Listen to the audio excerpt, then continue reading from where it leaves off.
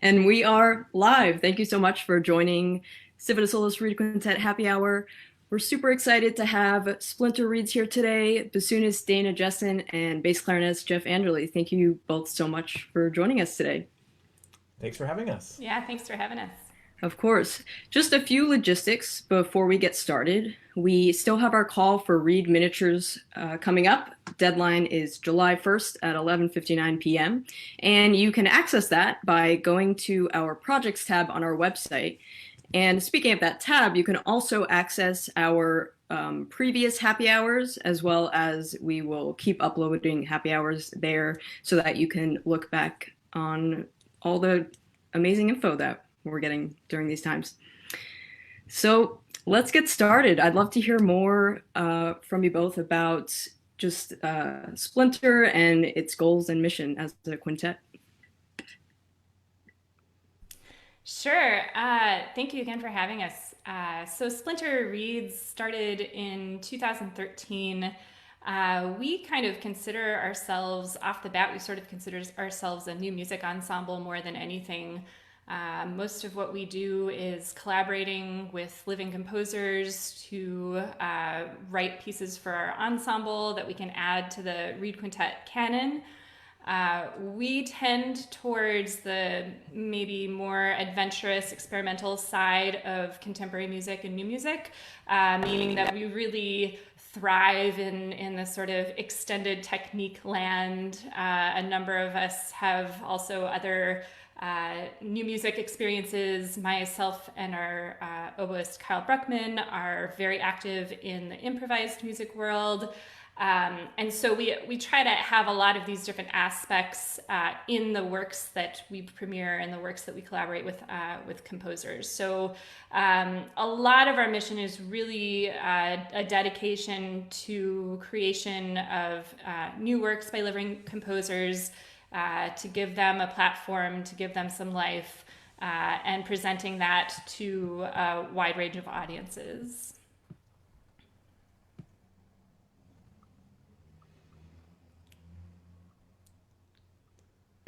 Beth's having trouble with her mute button. There we go. Sorry, there we go.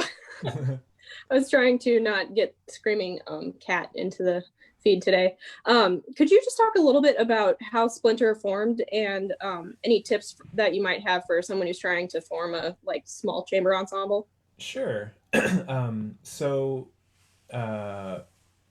when we were starting to form, I had it in my mind that my history has been my personal musical history is someone who starts a lot of groups, chamber music groups, and a few of my projects had sort of wrapped up, and I was feeling like I needed a new project, and I thought, man, a wind quintet or something like that would be really fun. And Dana had just moved to town, and I sort of called her up and I said, Dana, why don't you join this wind quintet that I'm starting? And she said, no. I said, oh, okay.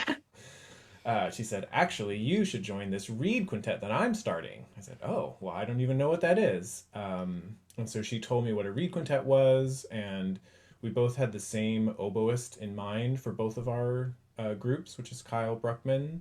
And we both had the same, sort of immediately the same clarinetist in mind. That would be the other clarinetist. And then they knew a sax player. And so it was sort of good timing that Dana and I were both looking for a project to start. And I was really, I hadn't ever heard of a reed quintet before, so I was really excited to learn about that opportunity. And as a bass clarinet specialist, somewhere where I could really play a lot of bass clarinet was very exciting to me.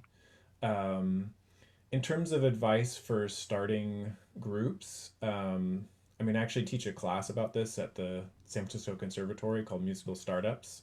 And so I have hours of lecture about this, but um, I think one of the really important things is you have to find the right people. Like, it's all about the right people. And if you find people where your personalities match and they have the same sort of artistic goals as you, then that will sort of lead to success faster than anything else. And I always tell my students, it's not, you're not after the best player, you're after the goodest player, like the person who has the best qualities, and that, that tends to lead to success a lot quicker.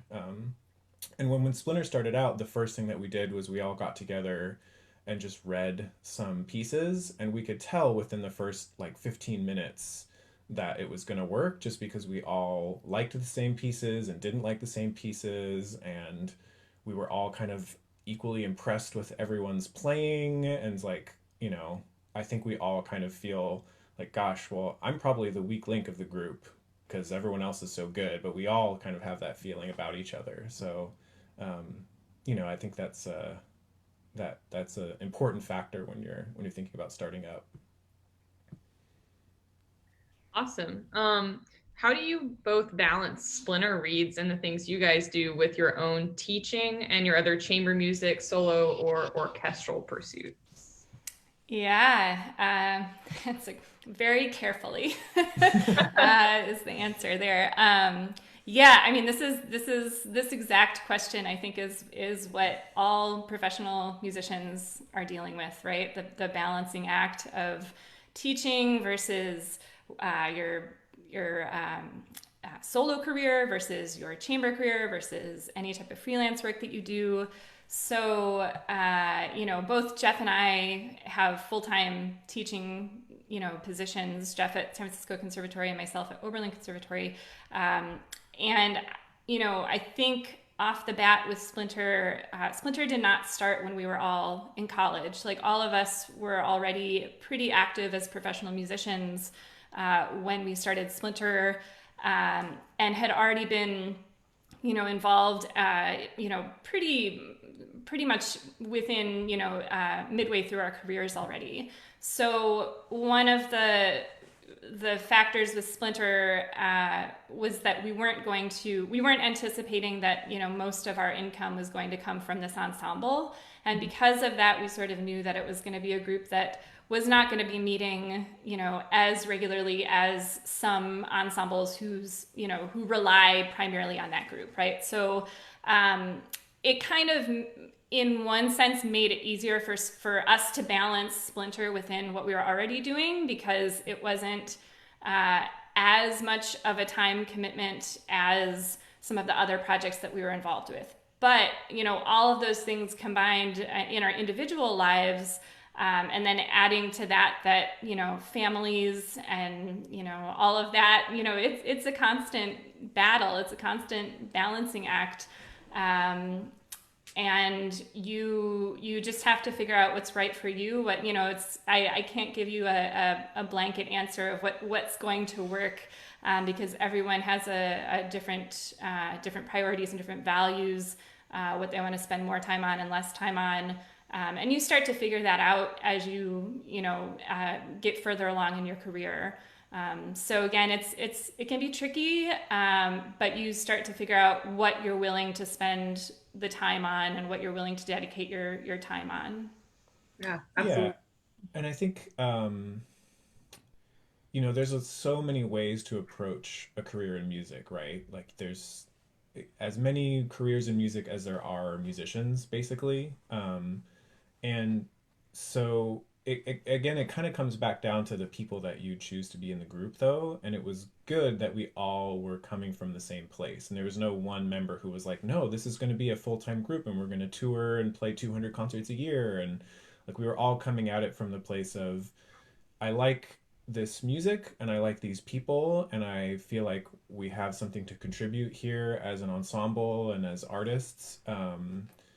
And we want to make money from it. Like we're not going to do it for free, but it's not going to be like the central pivotal part of any of our careers. Mm-hmm. But well, I had somewhere else I was going to take this and I've lost it. I think yeah, I don't know. I think No, I like what you said about 1,000 different ways to, make your career, because I think a lot of times people feel like sometimes put in a box, like especially the younger, when you're in your undergrad, you're like, this is the way to make music. I'm going to teach and I'm going to play an orchestra and I'm going to, fit this little cookie cutter mold. But there's so many different ways and different avenues of doing what we do. And I like that you said that. Yeah. Yeah, well, and I think, for me, I never, when I graduated, I never thought that I would teach at the collegiate level. I just like, I'm gonna do this weird new music and chamber music and stuff, and I'm just gonna sort of like follow the musical things that I like to do. Um, but it turns out that doing those things at a high enough level, like, got me to the attention of the conservatory, and where they were like, "Oh, you're doing interesting things. We should bring you on as faculty." And that's like why I got my teaching job. So it's, you know, there are other ways to sort of achieve the kinds of success that you might be after. It's not necessarily always following sort of the main path. And even as like in terms of orchestral stuff, again, when I graduated, I was not interested in being an orchestral musician at all. Just because I didn't like auditioning, I didn't like practicing excerpts. I had some like really annoying auditions that I went to that were really frustrating. So I said, you know what, I'm just not going to do this at all. I'm just not interested. Um, but then again, just being in San Francisco for a long time, teaching at the conservatory, meeting all the, other faculty members that are in the symphony. And now, in the past couple of years, I've started subbing with the San Francisco Symphony. And again, that's like not something I would have necessarily expected based on my career as, a squonk or whatever. Like that, I would never thought that the symphony would want a squonk in it. But it can just happen it just sort of takes time. And that's just, I think, the thing that, I didn't necessarily realize when I was just getting out, that some of those things that I thought were unreachable it just takes a little more time, particularly if you're not following one of the more sort of well-trod paths toward them. Yeah. Right. And it might just look a little different than what you think when you're in school in that moment. Because I also had kind of a similar experience when I graduated.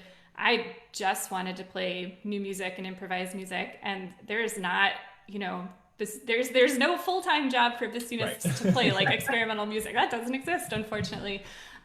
So, it's about how you can still pursue that while, doing other things to make ends meet. I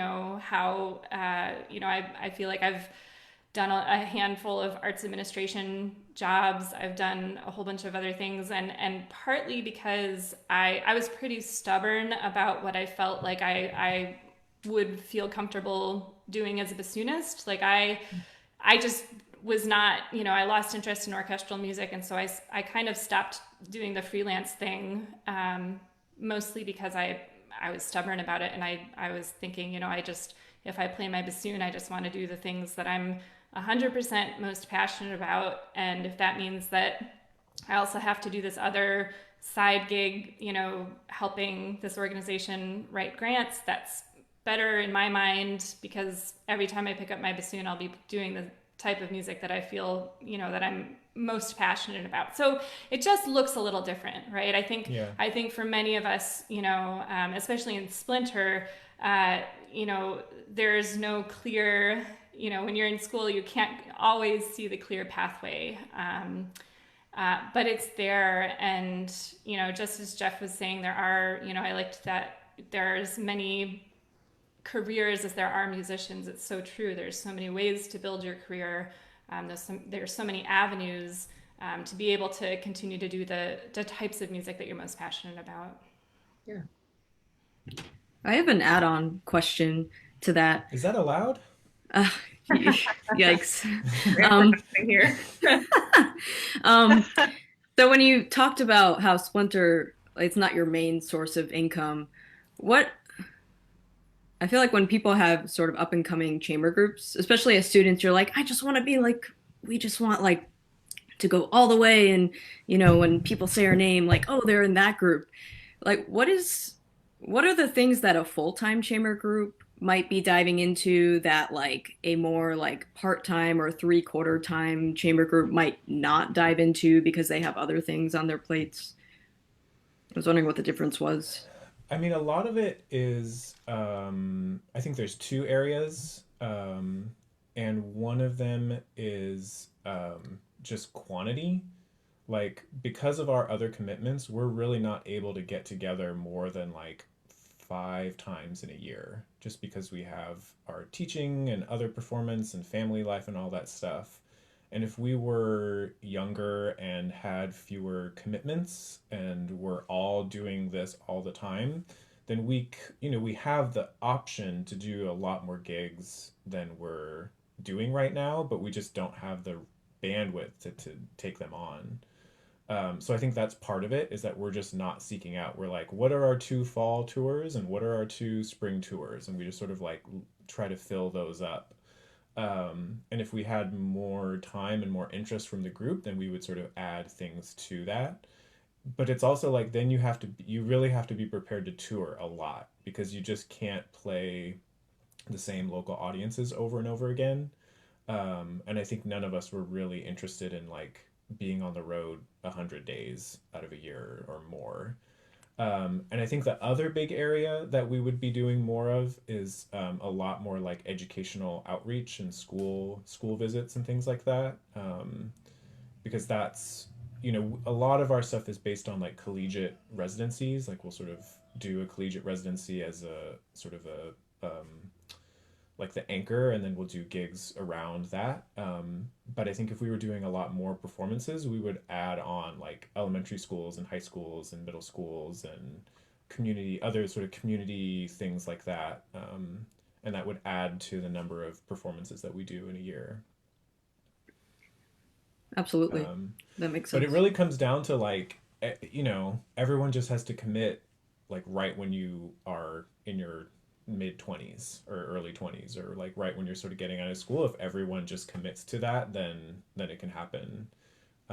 I've talked with some of the Eighth Blackbird folks about that, and they're like, well, we all just, that was all we did, and we all just agreed as we were leaving school that this was the one thing that we were all going to do.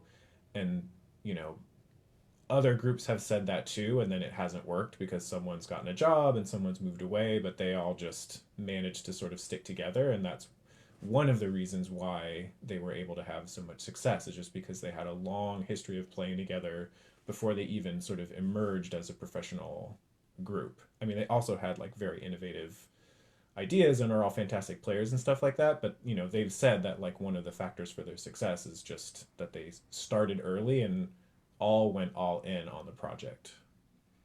Definitely seems scarier financially. Sorry, go ahead. Oh yeah, totally. Yeah, and I was Yeah. also going to add one other. Sorry, we're doing the thing we talked It's about fine, this at the Dana. beginning. Oh, that's Doing the that's add-on that we always do. that's great. That's great. No problem. No, I was also gonna say that a lot of those groups that you see who've been around for 10, 15, 20 years, there are a handful of them that have also just had personnel changes, right? I think that that's another, Eighth Blackbird has not had the same, membership since the beginning. Califax has not had the same membership since they started. So, these are also decisions that as a group, it's like, okay, if so-and-so gets a job and they decide to leave the group, does the group still, stay in existence? And for the groups that have been around for that long, there have been personnel changes. So that's just another thing to sort of put out there for the groups that are considering the long term of a chamber ensemble, is that there could be personnel changes. And I think for Splinter, we didn't really, a lot of our music is so hyper specific to a few of us in the group that we never really felt like we would feel comfortable having people sit in who weren't already members of the ensemble. And so that was another limitation factor for us that we were willing to take, because that was, again, part of our aesthetic and part of what we're, really all about. So. Yeah, we recently did a concert with Roomful of Teeth, the vocal octet, and they said they basically have, at this point, almost 16 members in their octet because they have so many concerts and it's such a big group that they just need an extra backup for almost everyone in the group, so that, because getting all 8 people together in the same room, and they said that bookers are like, well, we want the original, all 8 original, and they're like, that doesn't mean anything anymore. Like, the people, you get the group, you get Roomful of Teeth or whatever. And so for some groups, it they can do that. But yeah, I think as Dana said, for Splinter, it would be a little more difficult. Absolutely. We actually have a question from John Zinn. Hi, John. Oh, hi, John. He said, would love to hear ideas on rehearsal style and platforms. Oh, yeah. Um, by platforms, I wonder if he means like now, like in May 2020. That's what I was thinking as well. Yeah. Well, I think one of the, rehearsal, none of us live, well, Kyle and I live in Oakland and everyone else lives elsewhere around the country. So we are not a locally based group. So our rehearsal style is practice really, really hard before we get together. And then if we have a concert on Friday, we try to get into town on Thursday and then perform that concert. And sometimes we get into town on Friday and perform the concert. But yeah, it just comes down to like we all have to be like really, really ready to go, basically ready to perform the piece by the time we get to the first rehearsal. Because oftentimes we have, even premieres, like some of our residencies where we're learning, like, we did a tour like 6 or 8 months ago to Boston where we had like 15 or 20 new pieces to learn plus a whole set of our own music, and we got to town like less than 24 hours before the first concert. And it's like, okay, well, this all just has to be ready to go. And so yeah, like that's the main thing is like if anyone can't play any of their part, then it just doesn't work if you're not local, because it's not really cost effective to get together for a week and pay for everyone to like miss a week of work just to like rehearse and like learn things together. So yeah, that's kind of the main part of it. And because we do travel in together, whether we're on tour or for, if the three non-Bay Area people are coming into California, it's usually, those periods that we're together are really like, it's all like we're all there all the time, rehearsing for several hours. So it's really a lot of, hyper individual practice before we get together, and then really a lot of sort of intense rehearsal prior to a concert. Um, and the amount of rehearsing kind of also depends on the pieces that we're performing. So if they're pieces that are kind of core parts of our repertoire, it's obviously doesn't need as much rehearsal as if we're giving a world premiere, or if we're giving world premiere of maybe students' work where things are not quite as clear, and we haven't had workshops with them yet. So some of that stuff also comes into play in terms of how much rehearsal time we have. Absolutely. Do you send any recordings back and forth in that time, or just kind of like practice your part and then get There's together? not, if there's time we will, but I mean usually if we have a premiere, it's like we're going to the city where the composer is, and so they'll be at like the rehearsal or whatever. And but occasionally like we'll record the last, we'll do a run of something and then send it off and then hope that they have time, to listen to it before the show. um I mean, since we're in a reed quintet discussion group here, we can get into some of the nitty gritty on this, right? We're not having to like, this is not a Yeah, general audience.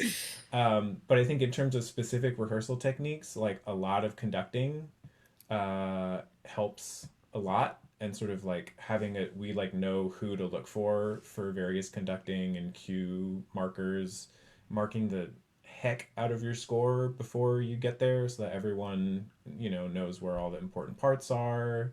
I mean, I guess it's kind of basic, but and then on an individual level, kind of like prioritizing ensemble over like perfection of your own part, right? So I know like all I have to do, or like my number one goal is just like stay with the group.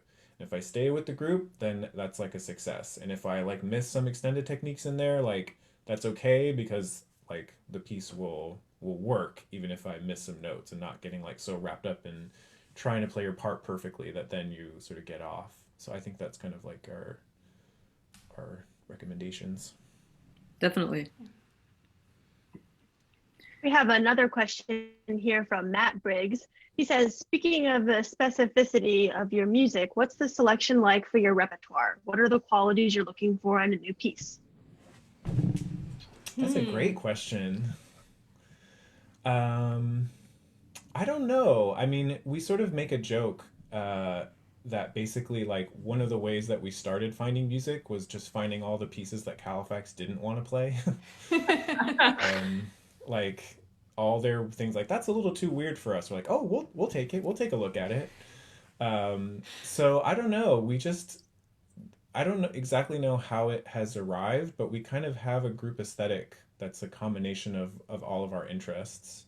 Um, and it's pretty thorny, but um, we also try to balance like very sort of experimental kind of noisy stuff with more post minimal groovy stuff, and then also try to have some like beautiful pretty things that don't destroy your face in there. So yeah, I don't know if I could even kind of put our finger on what it is. I don't know. What do you think, Dana? Yeah, I think no, I think that's right. I think that a lot of our collaborations and a lot of our repertoire has come about in a couple of ways. One being what Jeff mentioned was that we like to take the leftover scraps from what Halifax has deemed a little too weird for them. That is one thing, and we've actually given a handful of like North American premieres from some of that repertoire.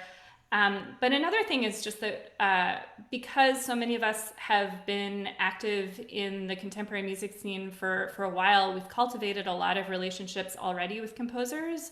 And so a lot of the pieces that, that we've premiered and that we've recorded even came about because of those relationships. And when we work with those composers, I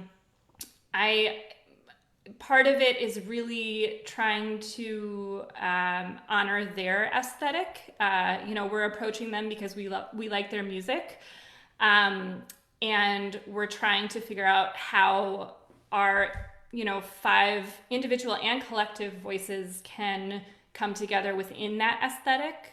So I'm thinking of some of the composers from our recent album, like Sky McClay or Eric Wubbles. Those pieces are like pretty out, right? Those are pretty experimental sounding, and dense. And with those, we talk a little bit about the process of working with Eric Wubbles and how he came out to the Bay Area, and he worked with each of us individually and was asking us a lot of really specific questions about extended techniques, asking us if we could do this thing or that thing, and occasionally we'd be like, no, I don't think that's possible, and then we would try it out and be like, oh, holy crap, that is possible, that sounds so cool and weird and gnarly, and then he sort of put it together in this really interesting way. So that is one example of just that sort of hyper collaboration. Because a lot of us have really cultivated our own musical language, we really like to convey that to the composers that we work with. So there are certain techniques that I, tend to lean towards. There are certain techniques that I hate, and same with everyone else in the group has an opinion about all of those things. And so I think when we approach that with composers, when we're working with a composer, it's a lot about honoring those techniques and those, what we sort of lean towards and how that can fit into their aesthetic as a composer. Absolutely. We have a question from David. He plays saxophone. You may know him. Says, what are your top 3 favorite things about the saxophonist in Splinter? What makes him so great and fun to be around?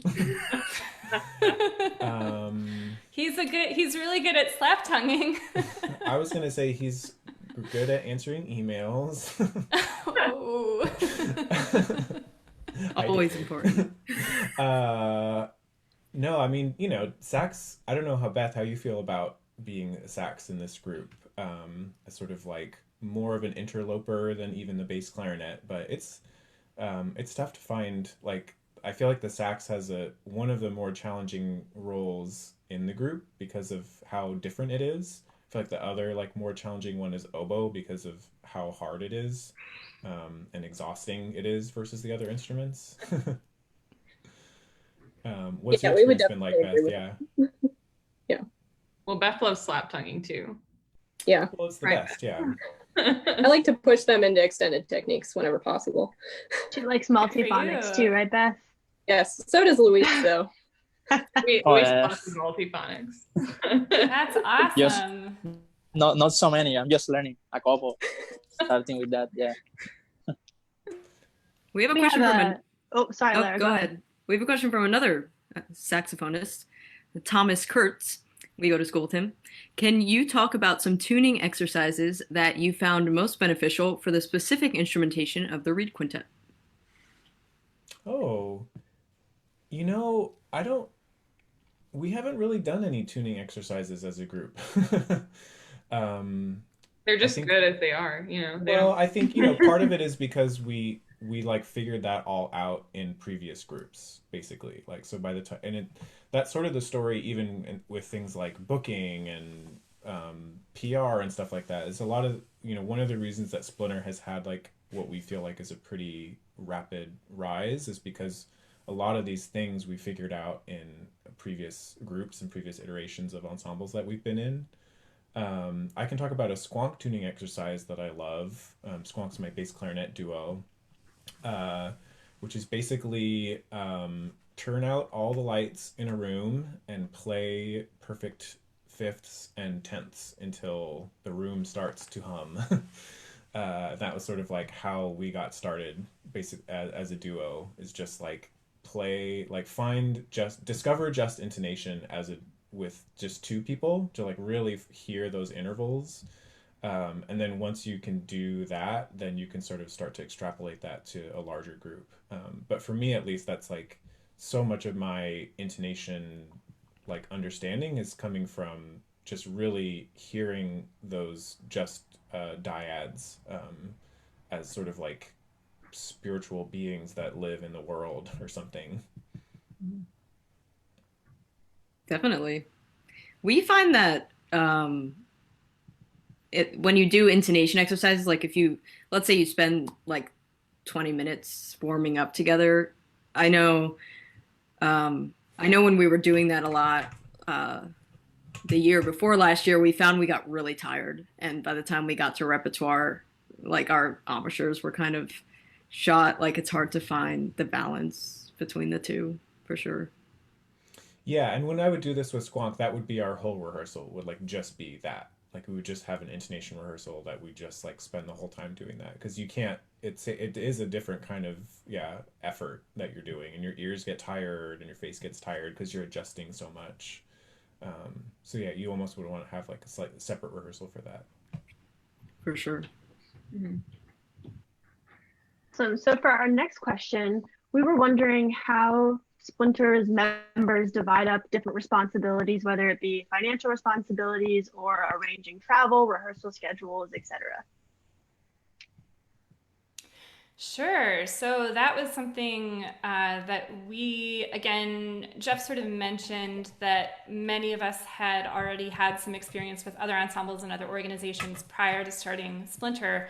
And so it was actually funny that essentially the very first day that we met to do a whole bunch of readings, that day we were like, okay, we want this to be a thing. And we literally sat down and we're like, what are our next steps? And, let's devise up some tasks for everyone to do. And that was sort of the first, literally day one, we started dividing up tasks for everyone. And we, for a while, each of us has different things that we sort of manage. There are people that do our booking. I'm one of the booking people. Our saxophonist David does a lot of our documentation and uploads a lot of that.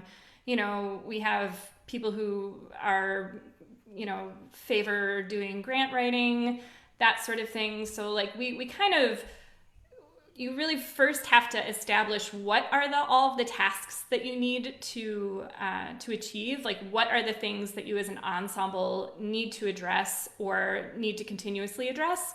And then from there, it's a matter of figuring out, number one, I might be like, I 100% don't want to deal with the finances because I'm terrible at that. I would love for someone else to do it because I would rather do, booking, or I would rather work on the website or something like that. So it's kind of like having this conversation with everyone in the group to talk about what you're comfortable doing and the tasks that you're comfortable to take on.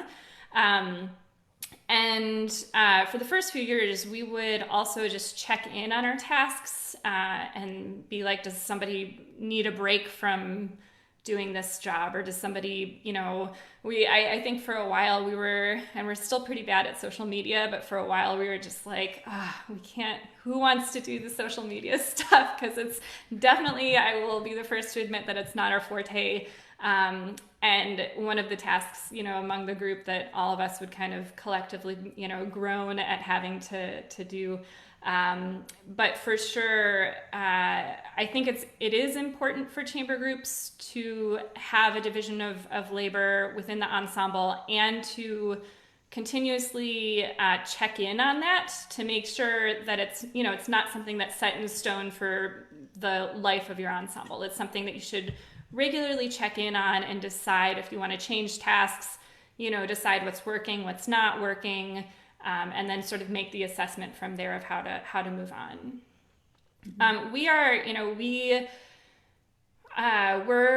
We're not a nonprofit. We're fiscally sponsored, and we don't have management. So literally everything that we do is our own doing. So there are a handful of tasks that do need to be taken care of, and I think that especially a lot of chamber groups that are starting out will also have a whole lot of stuff that they'll have to take care of off the bat, and then you can decide if you also want to add more work by becoming a nonprofit, or decide if you want to go the route of management, which also alters some things. So yeah. I heard a story about Kronos Quartet when they started, that basically they started as a group of 5, which were the 4 quartet members plus Janet Copperthwaite, who's now their executive director. And that from the very beginning, they were a group of 5 people, and she was the sort of administrator and manager and all that kind of stuff. And for their initial gigs, they were just splitting things by 5 instead of by 4. And that eventually, the organization has grown so that they have, a huge staff now. But that was one of the big factors for their success starting out, was that they had, as part of the ensemble, a manager or like a director or whatever, and that was like built into the very foundation of the group. And they tour so much with electronics that essentially their sound person is also, that was probably like the next staff person that they brought on, was like a sound person and a lighting person and stuff like that are really part of the organization. And I always thought that would be a neat thing to have done. Well, especially if you're sort of wanting to take the route where you go all in as a group, where everyone is sort of committed to having that be their full-time thing, then just bring your executive director on at the same time. If you're only making $500 from a gig, you might as well make $400, but then someone's done all the paperwork for you. And then I think it's a way for you to kind of potentially grow a lot faster if you get the right mix of people. Do you think there are pros and cons to becoming a 501c3 versus having a manager, or not becoming a nonprofit? As someone who has started a 501c3, there are mostly cons for a performing ensemble, actually. If you can get a fiscal sponsor that you like, most of the time ensembles don't need nonprofit status of their own. Being a fiscal sponsor, having a fiscal sponsor means that you can apply for all the same grants that you would need. You can get donations, everything that you would need from a nonprofit you can get. It's just that they charge 8% on the income from donations or whatever.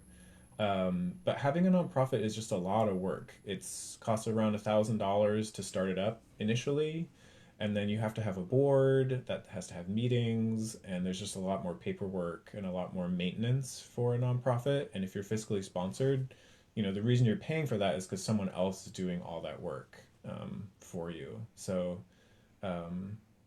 yeah, I think most ensembles probably don't need the official 501c3 status. Are you Awesome. guys Cool. thinking about it, or? That's an opinion or a viewpoint that we haven't heard, and I think that's a totally valid viewpoint and something we haven't thought about. So thank you. Yeah, absolutely. I think as a performing ensemble solely, Jeff is totally right. I think, though, if you want to expand to do further types of programming, like I see a lot of ensembles who then want to start their own summer festival or something like that. I think when that starts to kind of come into play, it can be useful. But again, I agree with Jeff that it's not necessary as, you know, as your own performing ensemble. A lot of groups that I see will often live in fiscal sponsorship for their beginnings, and then at a certain point they might decide, like, okay, we like how this is working, or actually we think that we, you know, have the bandwidth to come, you know, to do this ourselves, and, you know, we don't need the 8% that's taken out of the fiscal sponsor. We feel like we do want to have a board of directors.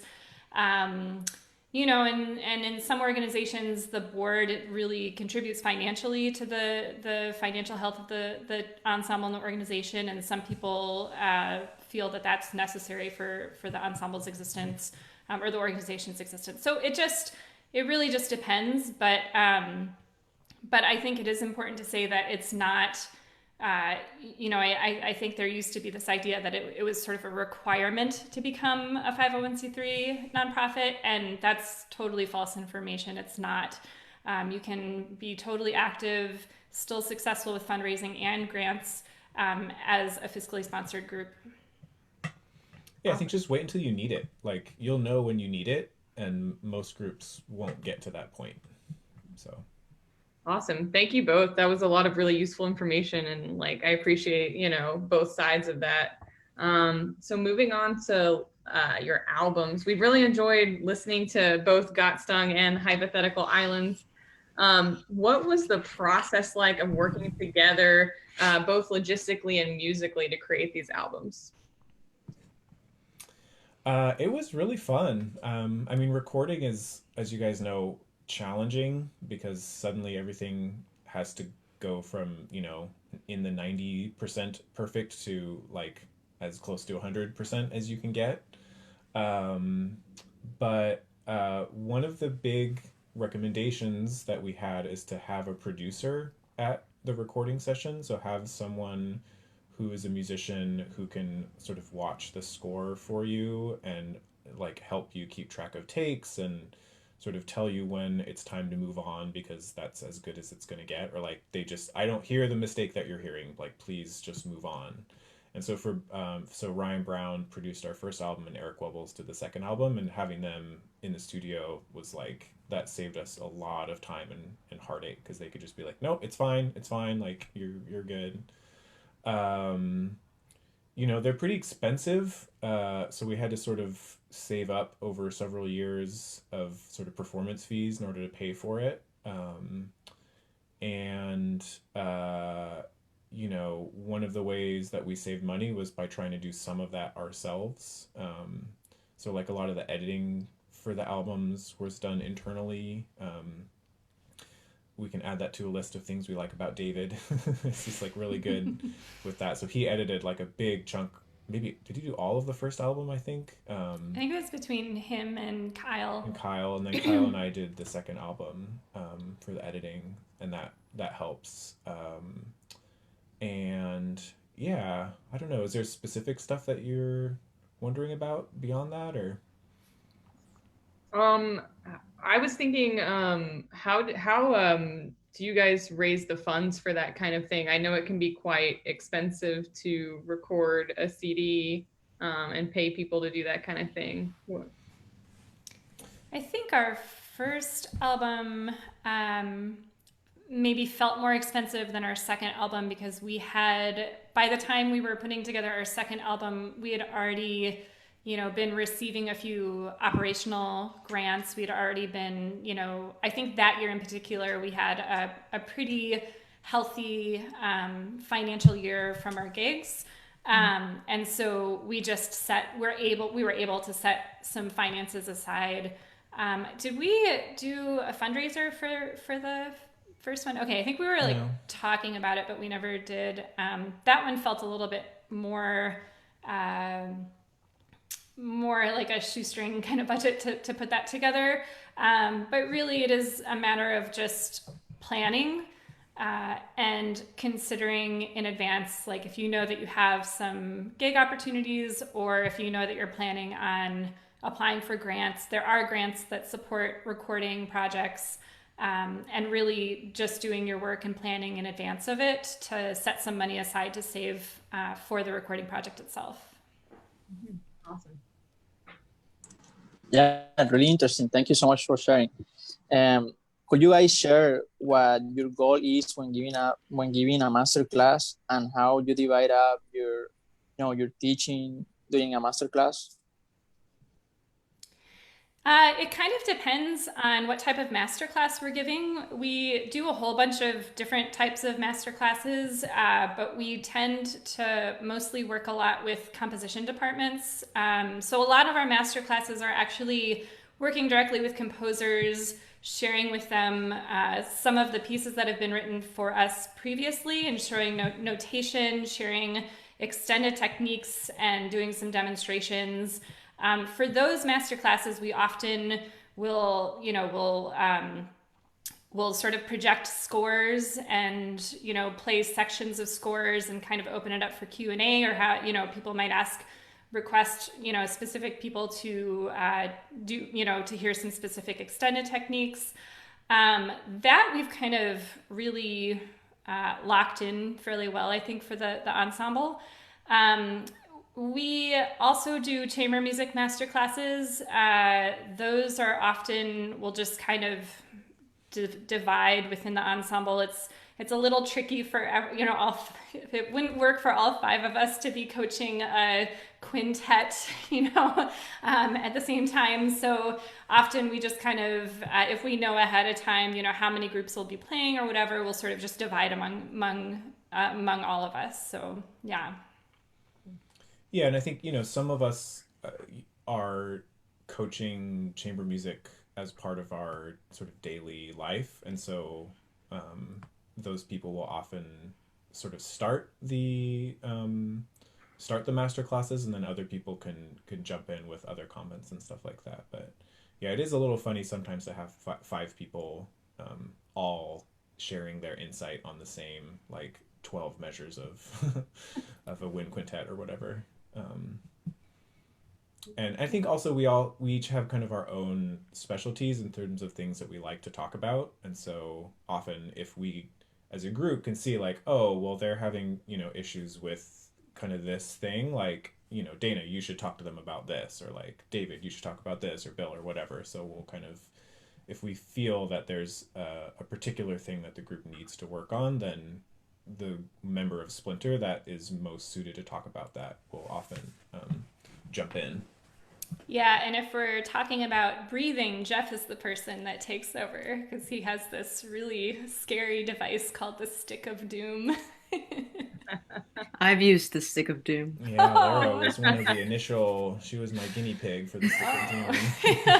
I think I passed, if I remember. Yeah, eventually. Maybe. Okay, yeah.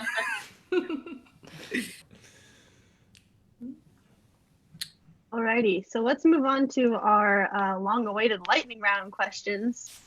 Lara is going to pull up the stopwatch in a second. And Dana, we're going to start with you. Oh my God, I'm so nervous. Got 1 minute, 1 minute to answer 7 questions. We'll give our techie a minute here.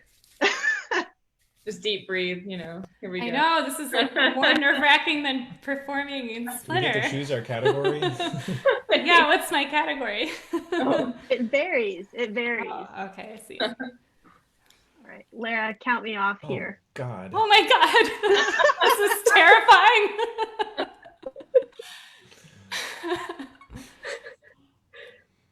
All right, ready? Sure. I'm muted. Sorry, I did that again. I did that gonna last say. week. Okay. 3, 2, 1, go. Favorite composer? Oh, that's so hard. Meredith Monk. Go-to bassoon etude book? PR'd. Me too. Yeah. Favorite restaurant?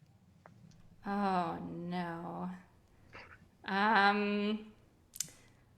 Los Cilantros in Berkeley, California. Coolest thing you've done during quarantine?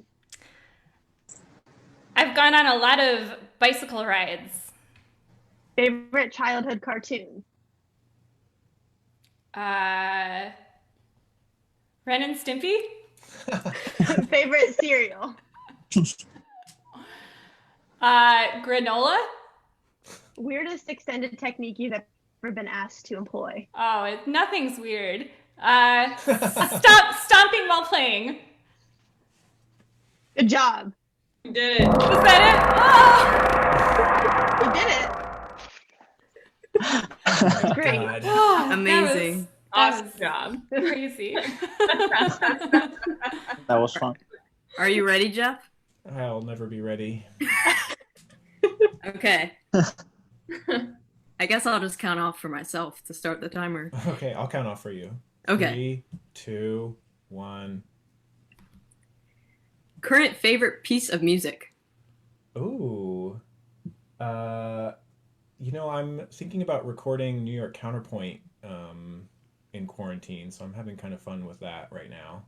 Nice. Make and model of your first car?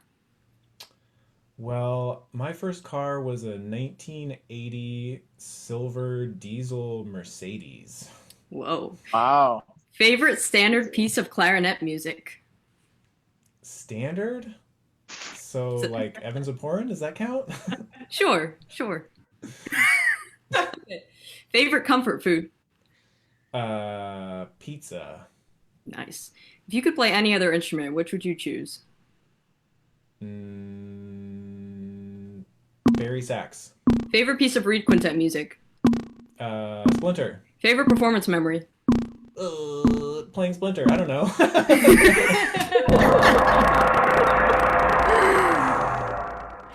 Amazing. Whoa. Perfect. Good job. Oh, and stop share. There we go. I did it. Yay. Okay. Well, thank you both so much again for joining us today. It's been super fun. Yeah, thanks. This was For really, us too. really Yeah. fun. Yeah. Awesome. And just a reminder to everyone that July 1st is the deadline for our Reed Quintet Miniatures competition, which you can access by going to the Projects tab on our website, as well as you can access previous happy hours, and we'll keep adding those happy hours on. Well, thank you all so much, and I hope you all have a great rest of your day. Thank Thanks, you, guys. everybody. Thank you. Bye. everyone. Bye.